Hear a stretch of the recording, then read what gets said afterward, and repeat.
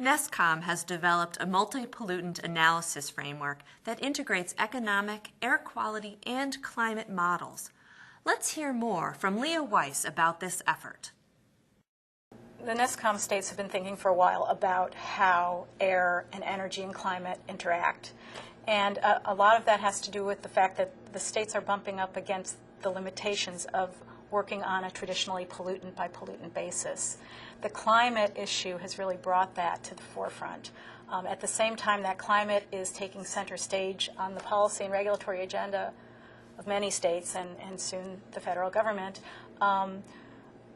They're seeing that, that the science is supporting more stringent, more protective ambient air quality standards, that states need to work on a lot of different levels. We're dealing with localized, regional, and global air pollution problems.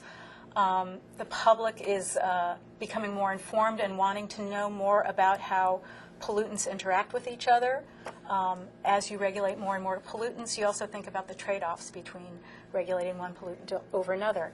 States are also strapped for resources, and as climate has taken center stage, we can't forget about the other really critical criteria of pollutants and air toxics.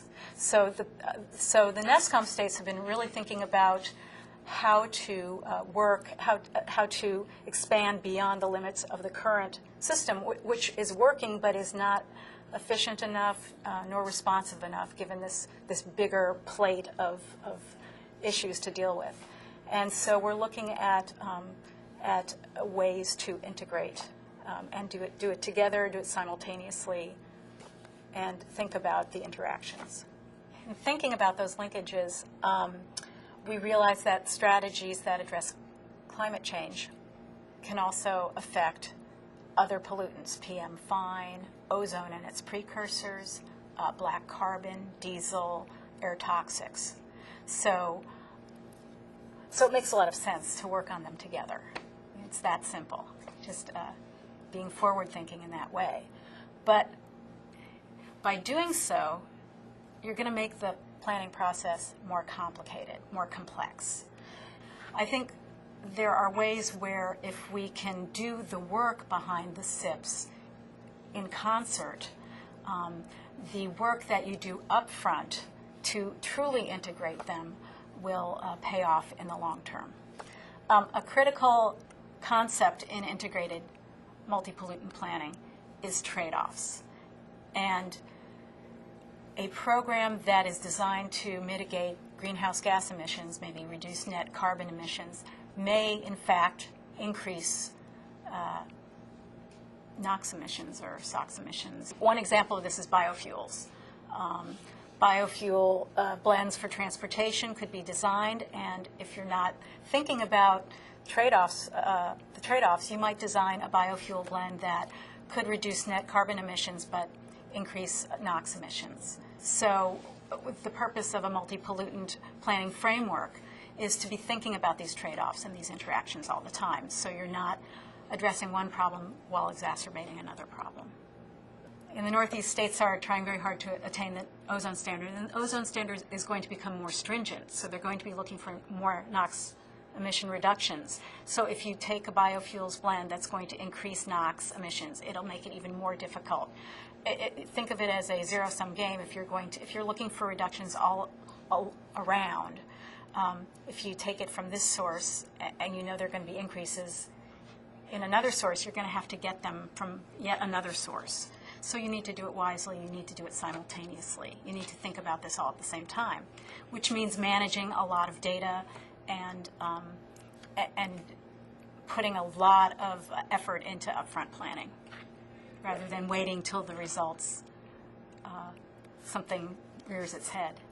People often come up with an idea but don't think about the impacts in other pollutants and in other media and in other sectors. So that's the importance of integrated multi-pollutant planning. And if you don't do this kind of planning, thinking about those cross-pollutant, cross-program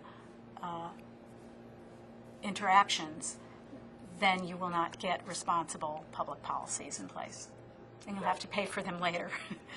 I think that climate has introduced air planners more upfront with the life cycle costs of strategies. People are talking about whether something is carbon neutral or not, and they're looking at life cycle costs. So part of what the NESCAUM states are looking at in moving forward with a multi-pollutant approach is an economy-wide approach, and actually leading with an energy efficiency framework that looks at life cycle costs. And I think that will serve the policies in a more complex but a more sophisticated way.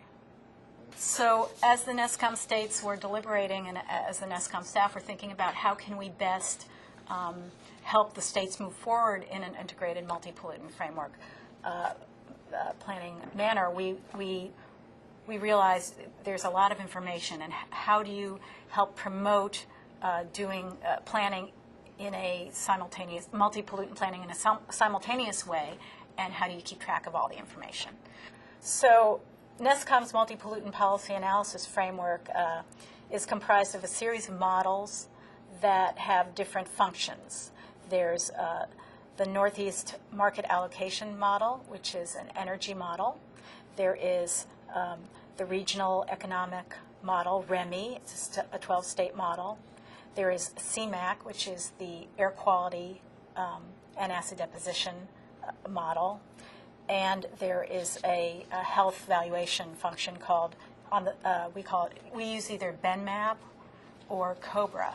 So BENMAP is the Benefits Mapping and Analysis Program, BENMAP. COBRA is Co-Benefits Risk Assessment Model. So the framework provides a range of outputs.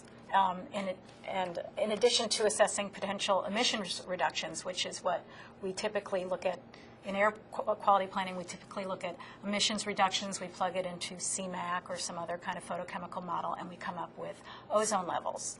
Well, this does this as well, but it starts with an energy model, and through that energy model, we can also look at regional. We'll get outputs of economic indicators such as jobs created, household disposable income, gross state product, the kinds of indicators that that state decision makers like to have on hand when they're making decisions. The framework also provides health benefits outputs, monetized health benefits outputs, which are very helpful in providing metrics to see lives saved, hospital admissions reduced as a result of implementing a program. Again, these are all the kinds of information that decision makers like to see and compare, and then they use when they've selected their suites of programs. So this framework brings together models that that planners could use independently at different times, but we purposefully link them up so that you're thinking about these as you go into the process. One thing that NESCAUM's framework brings is tools that EPA has been using on a broader regional or national level to a smaller regional level and a state level. So this is kind of one of the first applications at a state or regional level for some of these tools. So what makes this framework different from traditional EPA exercises where EPA has traditionally run CMAC or some kind of air quality model and done health assessment valuations. That's pretty normal or pretty typical. What we're doing is we're using this Northeast Market Allocation model, which is an energy model that simulates least cost approaches to achieving emission reductions. What it does is it's an energy model. It's a least cost optimization model. The thing about Markel using it on a state and regional level is that it's looking at the entire energy production, transfer, and consumer processes as one interconnected network. And it's examining specific types of energy or emission control technologies, and it will select preferred technologies based on life cycle costs. So our focus is to help states lead in air quality and climate planning with energy. That's a critical piece of this framework, and it's a novel approach that we think really warrants a lot of attention, because a lot of energy efficiency programs are going to result in climate change emission reductions and NOx and SOx and other criteria, pollutant and air toxics emission reductions. So if you lead with an economy-wide approach looking at energy efficiency programs and renewable programs, and you have a model that's going to simulate least cost options, you're going to have to do a lot of iterative back and forth on, well, you know, the model's going to select these programs. Does that comport with your reality, your the political climate, the economic climate, you know, the characteristics of your state? So it's going to require multiple passes through this model to constrain the model appropriately so that you get a mix of programs that make sense for your state, but they will be least cost.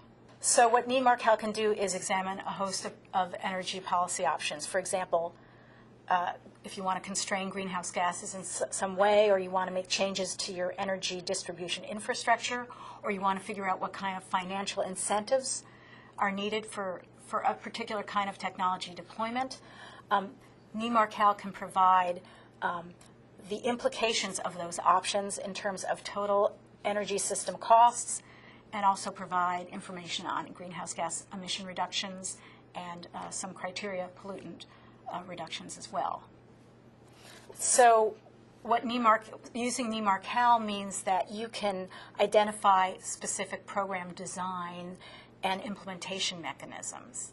Like you could run, for example, you could run MAR-Cal and say you want to get to a certain level of greenhouse gas reductions, and it may determine based on the inputs and assumptions that 80% of this could be addressed through wind, citing wind. Well, that might not be politically feasible. So you have to, but that might be the cheapest according to the way the model works. So you have to go back and forth and say, okay, no, we could probably cite 5% wind, or X% wind, whatever. So it does this with many different technologies, insulation, biofuels. There's a lot of different kinds of energy efficiencies and renewable technologies that you can play with and look at different scenarios. So you run different scenarios until you get what meets your needs. So what states need to do to use this model is sit down and look at the data assumptions and tailor them to the specific data assumptions of their states in terms of all kinds of energy characteristics, fleet characteristics, transportation fleet, power plant fleet characteristics. And once it is calibrated to your reality, your state's reality, then you can identify specific program designs that meet your energy and climate goals. So, for example, some states may want to focus a little bit more on transportation, and states could determine through this model exactly how many light-duty cars of what efficiency might be needed to achieve a particular air quality and climate goal. Or it could identify what fraction of diesel fuel would be needed to be offset by biodiesel, and what the PM implications are of doing that. So this is really critical information that state regulators need in order to understand the implications of program changes from a multi-pollutant perspective.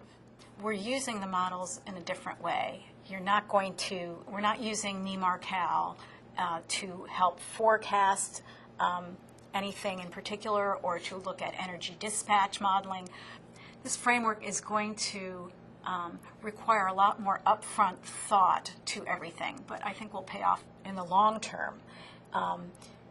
What it does is iteratively examine different technologies and their results, and then the policymakers have to look at the results and say, does this comport with our political reality? So what we're doing right now is we're piloting this framework with a few states, and the goal of these pilots are, of course, to provide a service to the states, but also to see how the states can work with it, both institutionally, and to also capacity build, to bring the states up to speed on these kinds of models, and to help them be able to work with them on their own. We have a couple of programs. We have 2 or 3 pilot programs, and the 2 notable ones, one is with Massachusetts, with the Department of Energy Resources and the Department of Environmental Protection. And we're doing a 1-year project with them. And that project is a very focused project, primarily using the Markel model and one of the health valuation models. What we'll do is use some emission reduction targets as indicators for ozone, PM fine, acid deposition, and climate change. And what we're doing is taking a suite of renewable energy and energy efficiency programs.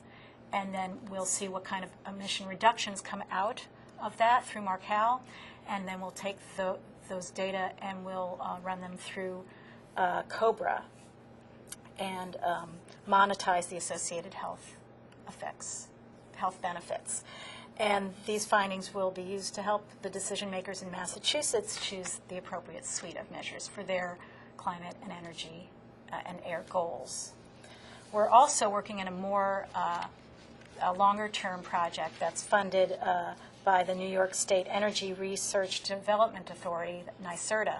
And we have an 18-month project with them, and we're employing the entire 4-model framework, and we're working with the New York Department of Environmental Conservation.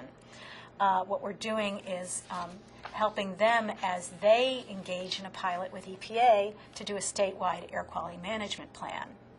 EPA is looking to see how states can do multi-pollutant planning, and we're helping New York develop the strategies that might go into that plan.